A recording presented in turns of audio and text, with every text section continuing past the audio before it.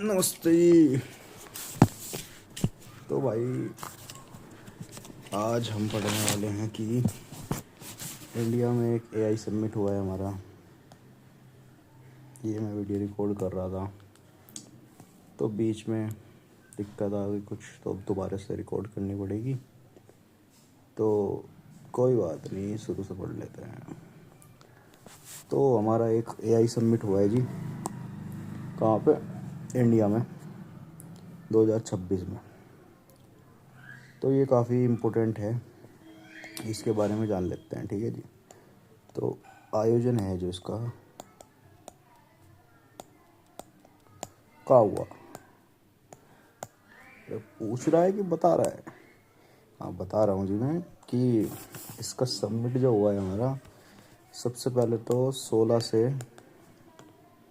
20 फरवरी को चलेगा। हाँ भाई, मैं तो देसी भाषा में ही बोलूँगा। ठीक है जी। फरवरी से 16 फरवरी से 20 फरवरी तक चलेगा। ठीक है जी। कहाँ पे चलेगा? इन भारत मंडपम।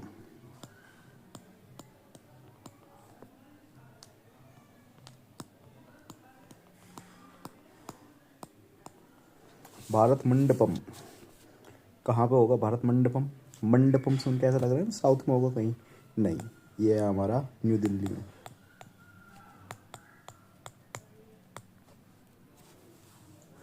मंडप होगा वैसे तो मेरे ख्याल से, भारत मंडप। बट न्यूज़ में तो भारत मंडपम ही लिखा आया था, तो कोई बात नहीं। तो 16 से 20 फरवरी में हमारा एआई इम्पैक्ट समिट 2026 होगा। भारत मंडपम जो न्यू दिल्ली में स्थित है वहाँ पे होगा। ठीक है जी। बट ठीक,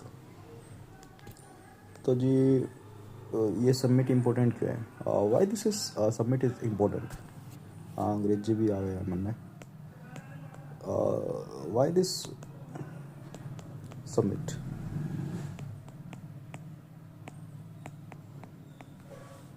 इज इम्पोर्टेंट?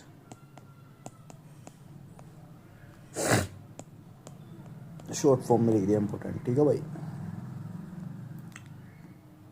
तो जी इम्पोर्टेंट क्यों हो जाता है ये? क्योंकि जो ये हमारा समिट है, जो समिट है, समिट है वर्ल्ड का इतिहास का पहला एआई समिट है जो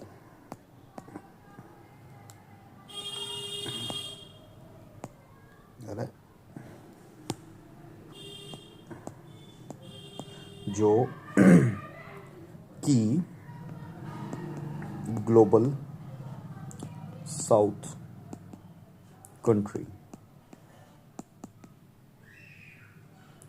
और ग्लोबल साउथ कंट्री में जो है स्थित होने जा रहा है, वो सॉरी का इसका इवेंट जो है, यह सबमिट जो है होने जा रहा है। तो ग्लोबल साउथ कंट्री कौन सी? हमारी इंडिया। यहाँ पे लिख के नहीं जा रहा, आगे लिख देता हूँ।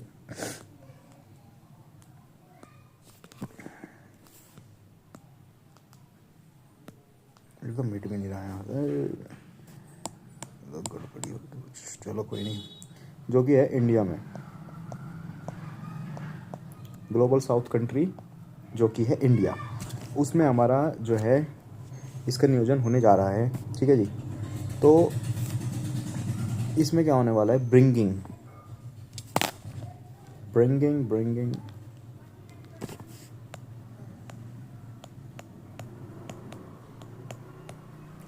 Bringing big faces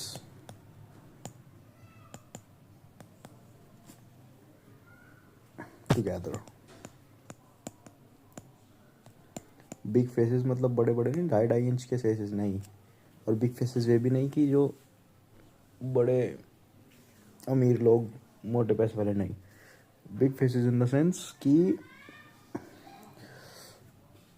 big faces बड़े लोग, महत्वपूर्ण लोग। ठीक है, जैसे कि हमारे हो गए ग्लोबल लीडर्स, लीडर्स, ठीक है जी। Policy maker, policy makers in the sense, और policy maker in the sense मतलब जो हमारे इंडिया में आप देखेंगे कि जो एमपीज़ हैं, मेंबर ऑफ पार्लियामेंट्स, वो क्या क्या पॉलिसीज़ बनाते हैं। डीएम, डिस्ट्रिक्ट मजिस्ट्रेट या कलेक्टर जो है उन पॉलिसीज़ को अप्लाई करते हैं। They not make the policies, they applying the policies. जो आप लोग ख्वाब देखते हैं ना डीएम बन जाऊँ मैं, तो DMs applying the policies and the policy makers make the policies. जो एमपीज़ हैं, जो हमारे पॉलिटिशियंस हैं, making the policies, MP MLAs making the policy. तो हमारे वर्ल्ड वाइड जो भी हमारे पॉलिसी मेकर्स हैं वो आएंगे इसमें समिट में, इंडिया के नहीं विदेश के। और कौन आएंगे हमारे टेक एक्सपर्ट्स, यही इनकी ही ज़्यादा वो है चर्चा है टेक एक्सपर्ट्स के कारण। टेक एक्सपर्ट्स में कौन, जो हमारे बेसिकली आने वाले हमारे बड़े फेमस इंसान, ओपन गंगम स्टाइल नहीं, ओपन एआई के हमारे सीईओ जो हैं सैम ऑल्टमैन,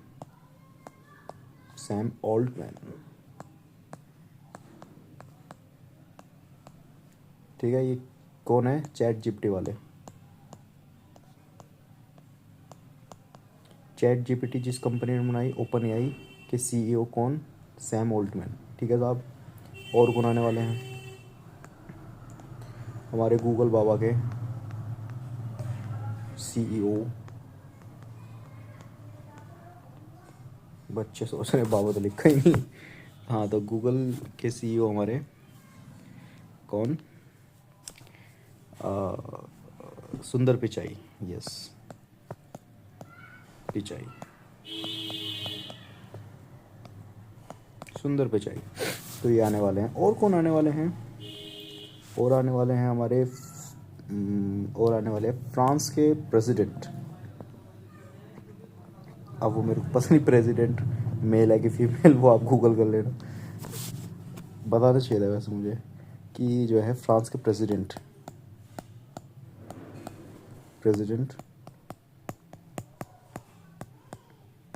फ्रांस के प्रेसिडेंट जो है वह भी आने वाले, प्रेजेंट होने वाले हैं इस समिट में, ठीक है। ओके। तो ये जो समिट है इम्पोर्टेंट क्यों है, इतनी इम्पोर्टेंट क्यों है, मैंने बताया फर्स्ट टाइम हो रही है ग्लोबलाइज्ड साउथ कंट्री में। बट इसमें एक इसका समिट का इम्पोर्टेंस क्या है, महत्व क्या है इसका महत्व देखते हैं आप।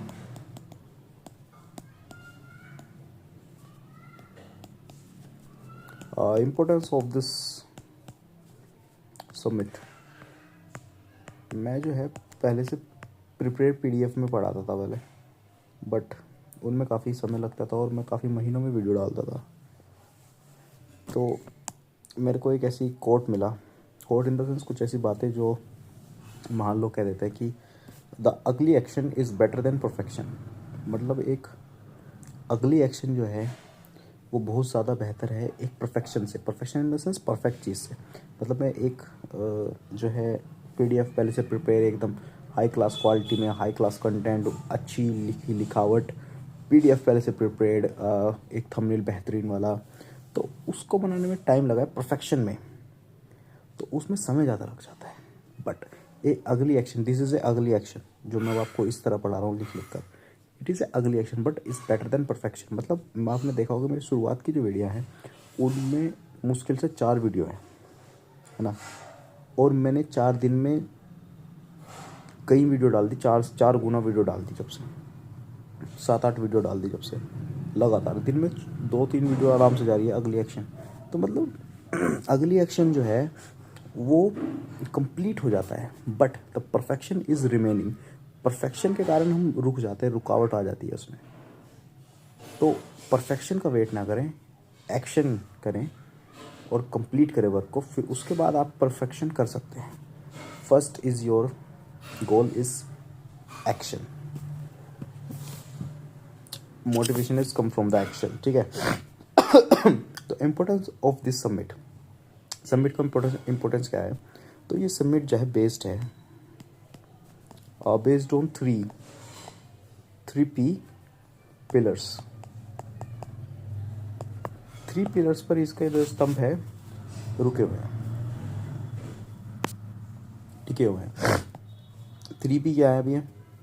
3P है हमारे, first P is represent the people, second P is represent the planet, and the third P is represent the progress। ठीक है, ये क्या है हमारे 3P पिलर्स हैं हमारे इस सबमिट के। ठीक है,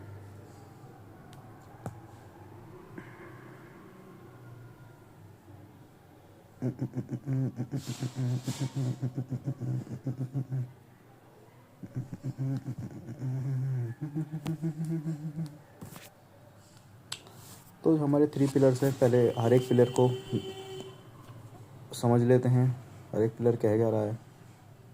ठीक है जी, तो पहला देखते हैं पिलर हमारा, पहला पिलर पीपल।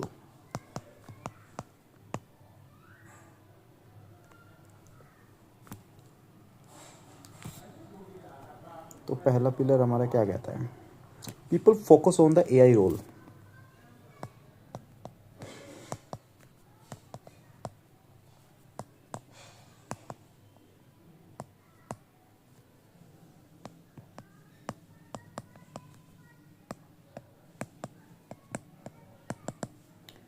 किसमें?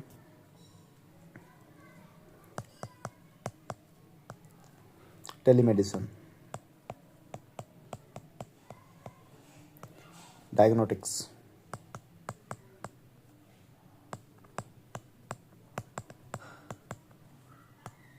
adaptive learning,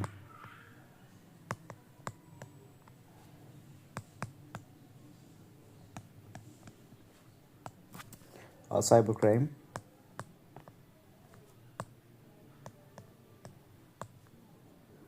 prevention।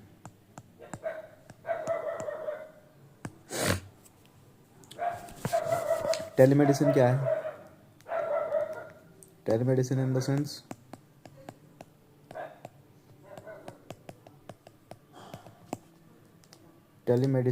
सेंस हमारी बात हो रही है किसकी यहाँ पे, कि जो हमारा मेडिसिन फैसिलिटीज़ हैं वो हमारी रिमोटली भी क्या है प्रोवाइड करी जा सके AI के थ्रू।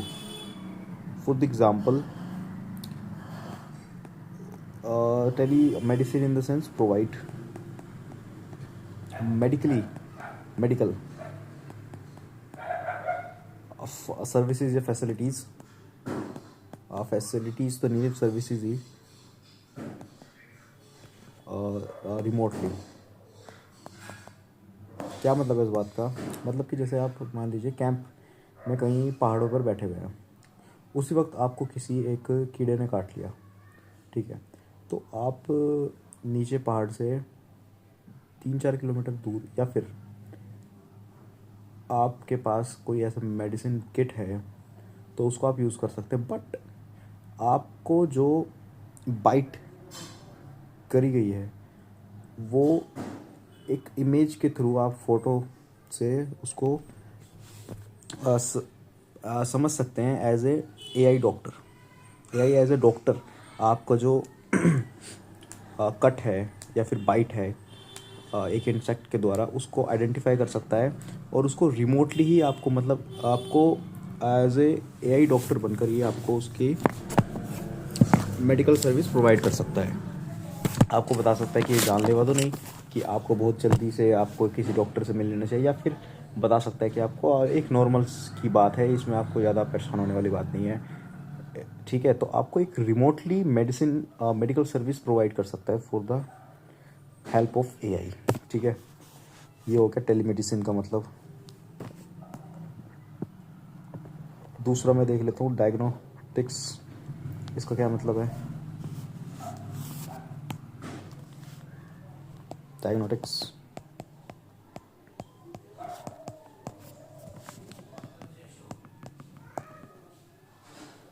ठीक है, इसका क्या मतलब है? आइडेंटिफिकेशन ऑफ द डिसीज या फिर कंडीशन ऑफ अ पेशेंट।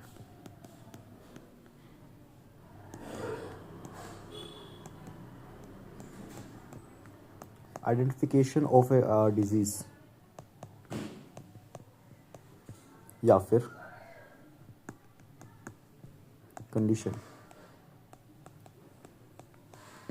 मैं कभी इंग्लिश में लिखता हुआ और वर्ड नहीं लिखता, और है ना, और होता है या की जगह, तो और बोलते हुए ऐसा लगता है कि मतलब और मतलब साथ साथ में और वाला और लगता है ना सुनने में, ये वाला।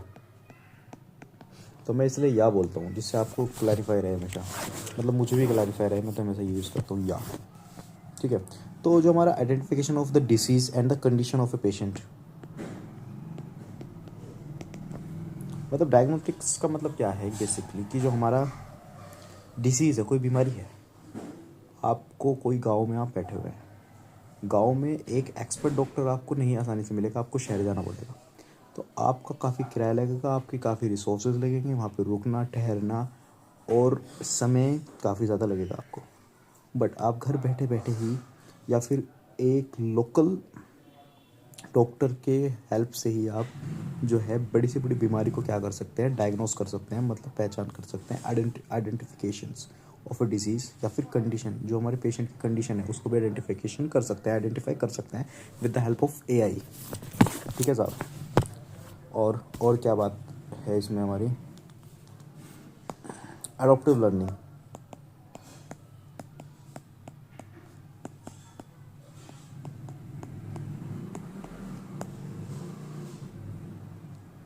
एडॉप्टिव लर्निंग क्या चीज़ है अभी, इधर देखते हैं।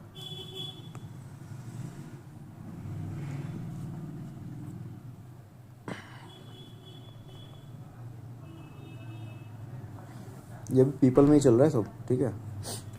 एडॉप्टिव लर्निंग क्या है? Personalised learning. Adaptive learning is a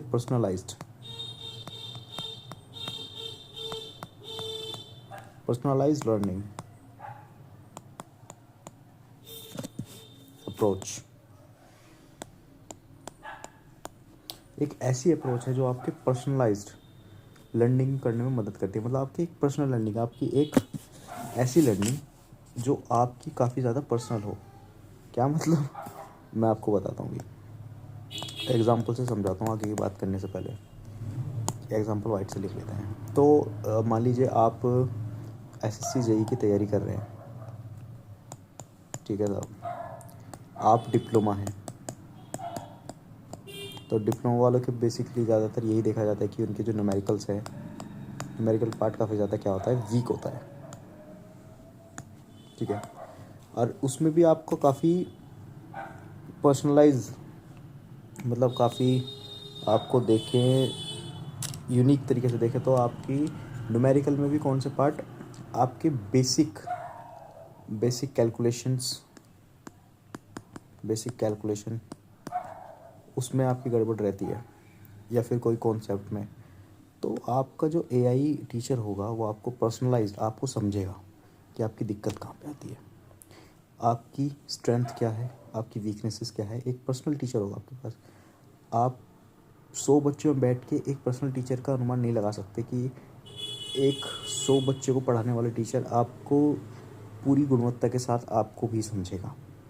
वो 100 बच्चों के हिसाब से आपको नहीं पढ़ाएगा, but as a personal AI teacher वो आपको क्या करेगा, एक पर्सनलाइज लर्निंग रहेगी, उसकी पर्सनलाइज लर्निंग अप्रोच रहेगी। तो उससे क्या होगा, जैसे कि आपका कोई न्यूमेरिकल पार्ट आया तो उसमें आपकी कैलकुलेशन को मद्देनज़र रखते हुए वो उस न्यूमेरिकल पार्ट को पूरा ओपनली बेसिक से ओपन खोल के रख देगा। फॉर एग्जांपल जैसे कि हमारा कोई फॉर्मूला आया, तो उसमें फॉर्मूले जो हमारे जैसे न्यूटन किससे बनता है, फोर्स अपॉन एरिया, ऐसे ऐसे प्रेशर किससे बनता है, उसको पूरा खोल के आपको बेसिक से बताएगा उस फॉर्मूले को।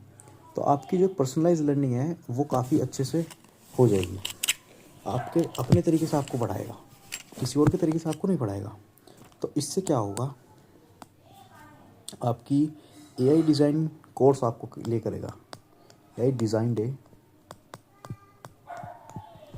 कोर्स for your individual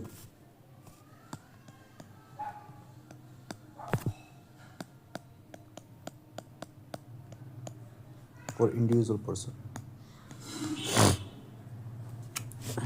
इससे क्या होगा,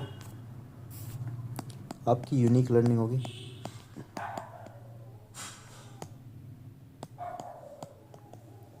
यूनिक लर्निंग कैपेसिटी बनेगी आपकी। आपको जो एम होगा, aiming to approach, aiming to enhance, आपको जो होगा एमिंग उसका होगा आपकी इन्हेंस्ड देयर नॉलेज, आपकी नॉलेज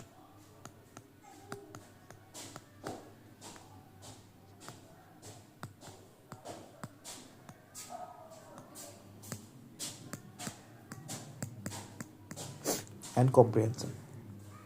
मतलब कि एआई डिज़ाइन करेगा एक AI course for your individual person, एक अकेले पर्सन के लिए, एक सिर्फ एक पर्सन के लिए। यूनिक लर्निंग कैपेसिटी बढ़ाएगा आपकी। Aiming to enhance their knowledge, आपकी नॉलेज को बढ़ाने में एंड कॉम्प्रिहेंशन को बढ़ाने में आपकी मदद करेगा। तो ये हमारा हो गया पर्सनलाइज लर्निंग अप्रोच। इसको क्या बोला था हमने, एडेप्टिव लर्निंग, ठीक है। और थर्ड वन हमने क्या बताया था, साइबर बताया था ना, साइबर क्राइम प्रिवेंशन। मतलब साइबर क्राइम जो हो रहे हैं उनका पता लगाना, कौन कर रहा है, कहाँ से हो रहा है, इसमें मदद करने में आपकी मदद करेगा, इसको ढूंढने में आपकी मदद करेगा,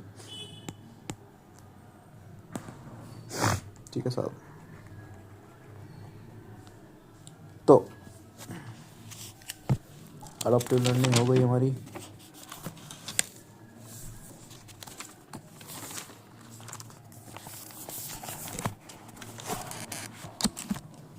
अब क्या रहेगा, तो पीपल्स हो गया हमारा, दूसरा हमारा हो गया प्लैनेट, सेकंड पी हमारा हो गया प्लैनेट।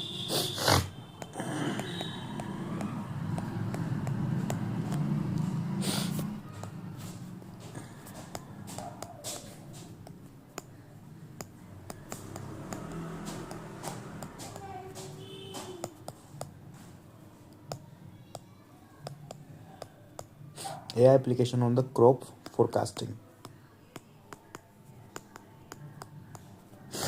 फोरकास्टिंग इन सेंस फसल का पूर्वानुमान।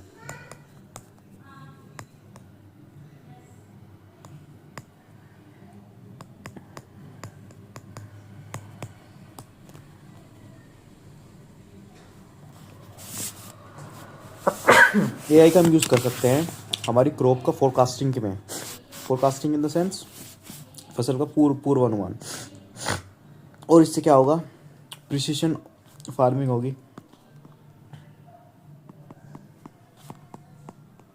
Precision farming in the sense मतलब सटीकता काफ़ी ज़्यादा बढ़ेगी। सटीकता किसमें, जैसे कि आपको कोई न्यूट्रिएंट्स आपको प्रोवाइड करने हैं अपनी किसी फसल में, कोई क्रॉप में,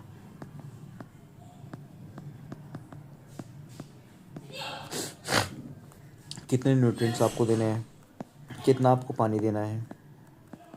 फसल में आपने देखा होगा कि बच्चे छुट्टी ले लेते हैं कॉलेजेस में कि हमने फसल में पानी चला रखा था, और टीचर छोड़ भी देता है कि हाँ चलो ये तो काफ़ी महत्वपूर्ण काम है और इसमें काफ़ी हेक्टिक काम है, टाइम टेकिंग काम है। तो पानी देना, फसल को पानी देना, कितने उसमें क्या बोलते हैं उसको, न्यूट्रिएंट्स आपको प्रोवाइड करने, और खाद्य पदार्थ, वाटर, ये कितनी क्वांटिटी आपको देनी है उसकी बिल्कुल एग्जैक्ट जो अमाउंट है उसमें काफ़ी बढ़ेगा प्रिसीजन इन द सेंस सटीकता, बिल्कुल परफेक्ट। प्रिसीजन वेरी काफ़ी होगा, हाई होगा। इससे क्या होगा, रिसोर्सेज कम लगेंगे, ओवरऑल प्रोडक्ट ज़्यादा बनेंगे, तो जिससे उसकी कॉस्ट भी कम होगी और ओवरऑल जो हमारा प्रोडक्ट है वो भी ज़्यादा बनेगा। दूसरा इसमें क्या होगा, drone based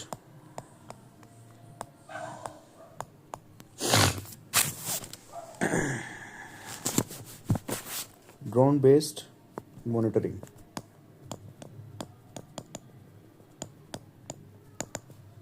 drone based monitoring हो गई। मान लीजिए आपकी कोई फसल है, ठीक है, फसल बड़ी बड़ी उग गई है बिल्कुल, जैसे कि मान लीजिए आप कि जैसे कॉर्न जिसको बोलते हैं भुट्टा, भुट्टे की फसल आपने उगाई है, वे बिल्कुल अपने पीक पर है। भुट्टे की फसल या फिर गन्ने की फसल जो काफ़ी बड़ी बड़ी होती है, काफ़ी ऊंची होती है। आप उसके अंदर घुसकर नहीं देख सकते कि इसमें कीड़ा लगा है, कौन सा सूख गया है, क्रॉप हमारी फसल कौन सी सूख गई है, जिस कीड़े से दूसरी फसल में भी कीड़ा लग जाता है। तो आप क्या कर सकते हैं, ड्रोन बेस्ड मॉनिटरिंग कर सकते हैं।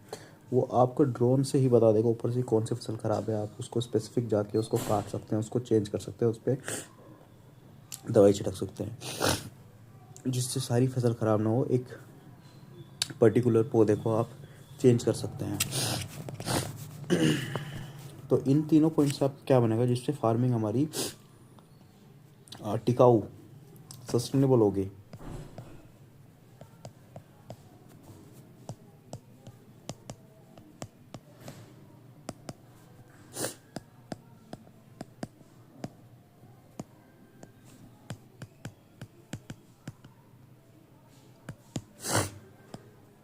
सस्टेनेबल इन द सेंस टिकाऊ, टिकाऊ फार्मिंग आपकी बनेगी।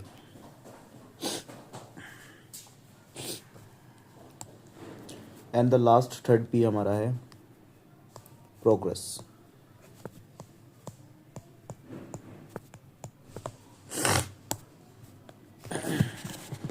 प्रोग्रेस इन द सेंस किस में प्रोग्रेस होगी, AI use, we can use the AI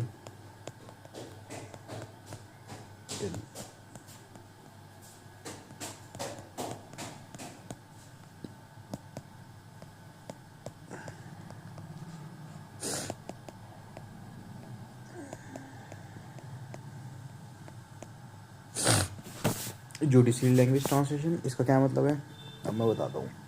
इसमें मैं थोड़ा समय लेना चाहूँगा, ढंग से बताता हूँ आपको। सुप्रीम कोर्ट के बारे में सुना है, देश का सबसे बड़ा कोर्ट जो है हमारा सुप्रीम कोर्ट, उसकी लैंग्वेज कभी आपने गौर किया, लैंग्वेज क्या है सुप्रीम कोर्ट की?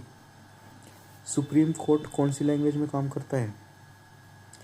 आप बोलेंगे जिसका केस है उसी के अकॉर्डिंगली भाषा चुन ली जाती होगी। ऐसा बिल्कुल भी नहीं है। सुप्रीम कोर्ट में सिर्फ और सिर्फ इंग्लिश चलती है, सिर्फ और सिर्फ इंग्लिश, हिंदी भी नहीं, मराठी, गुजराती, बंगाली, तमिल कुछ नहीं, सिर्फ और सिर्फ इंग्लिश। आप कहेंगे क्या?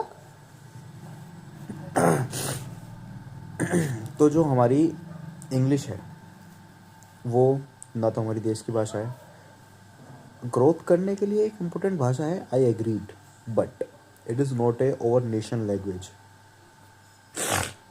English is not a national language of India. Then why we are using the judicial language as English? तो जैसे कि मैं आपको एग्जांपल से समझाता हूँ। कोई तमिलनाडु के गांव का व्यक्ति, तमिलनाडु के शहर का नहीं, तमिलनाडु के गांव का व्यक्ति का कोई केस है, ठीक है, कोई क्रिमिनल केस बना, ठीक है, आदमी को डायरेक्ट सुप्रीम कोर्ट में भेजा गया, मतलब जो भी प्रोसेस होती है, ट्रायल कोर्ट, हाई कोर्ट, उसके बाद उसको फाइनल वो कोर्ट में पहुंच गया, सुप्रीम कोर्ट में। सुप्रीम कोर्ट में फाइनल हायरिंग हो रही है उसकी, मतलब उस केस पर चर्चा हो रही है। किस में भाषा में हो रही है? इंग्लिश में। जो तमिलनाडु के गांव का व्यक्ति है उसको तमिल आती है सिर्फ और सिर्फ, उसको कोई भाषा नहीं आती, हिंदी, इंग्लिश, मराठी, गुजराती कुछ नहीं, सिर्फ और सिर्फ तमिल। उसका जो पक्ष वाला लॉयर है वो इंग्लिश में कुछ कुछ बोला, जुडिशली जो हमारे जज होते हैं सुप्रीम कोर्ट में, उन्होंने इंग्लिश में कुछ कुछ बोला। विपक्ष के जो वकील है उसने इंग्लिश में कुछ कुछ बोला। फिर कुछ देर में फैसला आ गया, जज ने फैसला दिया, इंग्लिश में कुछ कुछ बोलकर एक गेट से पुलिस निकल कर आई और तमिलनाडु के गांव के व्यक्ति को लेकर चली गई। ख़त्म, टाटा बाय बाय, गया। अब इसमें जो व्यक्ति है हमारे तमिलनाडु का गांव का व्यक्ति, या किसी भी ऐसे जगह का व्यक्ति जो इंग्लिश नहीं जानता, अपनी मठ की भाषा जानता है, अपनी लोकल एरिया भाषा जानता है, तो आपको क्या हक बनता है कि एक व्यक्ति को सज़ा सुना दे जो उसके जाने बिना, मतलब कोई व्यक्ति को सज़ा सुना भी दी गई, उसको जेल में भी डाल दिया गया, बट उसको पता नहीं चला उसका बात क्या हुई केस की, उसके लॉयर ने क्या बोला, उसके जज ने क्या अनाउंसमेंट की, उसको पता ही नहीं चले बात किस भाषा में हुई। तो ये एक लोकतंत्र पे काफ़ी घाव वाली बात है कि आज भी हम ऐसे लोकतंत्र में जी रहे हैं जिसमें जो एक हमारा सुप्रीम कोर्ट है एक विदेशी भाषा में काम करता है। तो इसमें क्या हो सकता है हमारा कि जो एआई है वो हमारा लोकल लैंग्वेज को भी क्या है, क्योंकि एआई तो कोई भी लैंग्वेज सीख सकता है। आप बोलते हैं गूगल ट्रांसलेट चला दो, Google translate is not a precision, उसमें प्रिसिजन नहीं आता, एग्जैक्ट 80% ट्रांसलेशन करवा दे, बाकी की चीज़ें वो गड़बड़ कर देता। बट जब से एआई है, एआई में 98% भी हमारी जो है परफेक्शन प्रिसिजन मिल पा रहा है और इसको अगर और ध्यान दे तो ये 100% भी बहुत जल्द हो सकता है। तो इसको हम कहाँ यूज़ कर सकते हैं, जुडिशल में यूज़ कर सकते हैं, और इसको कहाँ यूज़ कर सकते हैं हम, सर्विस डिलीवरी में।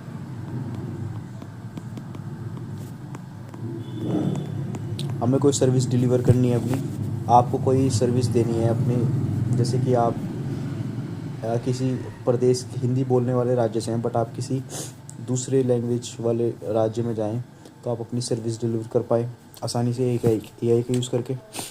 दूसरा, पब्लिक डिस्ट्रीब्यूशन,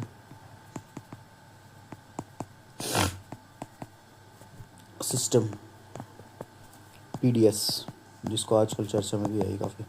तो पीडीएस, जैसे कि आपको पीडीएस किसी व्यक्ति, सभी हमारे जो डेटा है आजकल ऑनलाइन हो गए हैं, ऑनलाइन आपको देखना पड़ेगा कौन से व्यक्ति को किस चीज़ अब मिलनी चाहिए, कौन सी व्यक्ति को अब चीज़ें नहीं मिलनी चाहिए। जैसे कि अब तो पेंशन नहीं मिलती, बट पेंशन का अगर एग्जांपल लें, जैसे पेंशन किसी व्यक्ति की मृत्यु हो गई, ठीक है, तो अब उसकी जो पेंशन है वो आनी बंद होगी, उसका जो डेटा है सारा उसको कलेक्ट करने में समय लगेगा। तो जो समय लगता है एज ए ह्यूमन के कारण उसको कम करा जा सकता है एआई के द्वारा।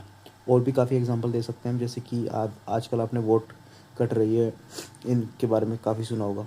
तो ये इसमें कितना ज़्यादा समय लग रहा है आपको सुना होगा, जनगणना में कितना ज़्यादा समय लग रहा है।